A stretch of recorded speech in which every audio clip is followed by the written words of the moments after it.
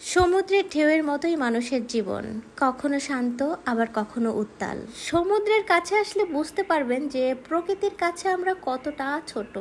অনেকেই আছে দেখবেন যে সমুদ্রের পাড়ে এসে একা দাঁড়িয়ে থাকে আর এই বিশাল সমুদ্রের দিকে এক নজরে তাকিয়ে থাকে। আমি মনে করি যখন কিছুই বুঝতে পারে না তখন সমুদ্রের দিকে তাকিয়ে উত্তর খোঁজে। যেখানে আকাশ আর সমুদ্রকে একসাথে দেখা যায় না, সেখানেই মনে হয় কেন জানি মুক্তির ঠিকানা।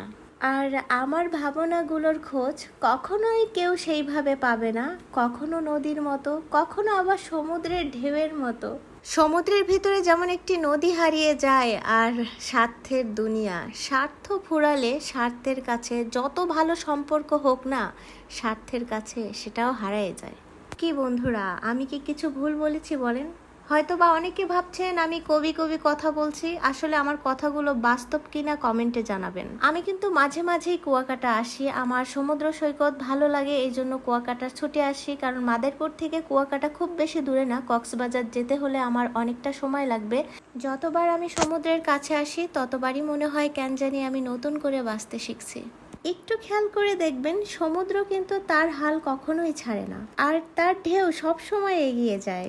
সমুদ্রের প্রতিটি ঢেউ মনে করিয়ে দেয় যে হাল ছাড়া যাবে না, হাল ছাড়লেন তো গেলেন, হাল ধরে রাখবেন, হাল ধরে রাখলে আপনার সাকসেস নিশ্চিত। সমুদ্রের ঘ্রাণ নিয়ে আকাশের বিশালতার দিকে তাকিয়ে থাকবেন, একটু কি যে শান্তি, সেটা সমুদ্রের পাড়ে না আসলে আপনারা বুঝতেই পারবেন না। আমি কিন্তু কথা সেইভাবে বুঝিয়ে বলতে পারি না, সবাই একটু কষ্ট করে বুঝে নেবেন। যাই হোক, সমুদ্রের পাড়ে শাড়ি পরে হাঁটছি, কেমন লাগছে আমাকে কমেন্টে জানাবেন। ভিডিওটি এখানেই শেষ করছি, আল্লাহ হাফিজ।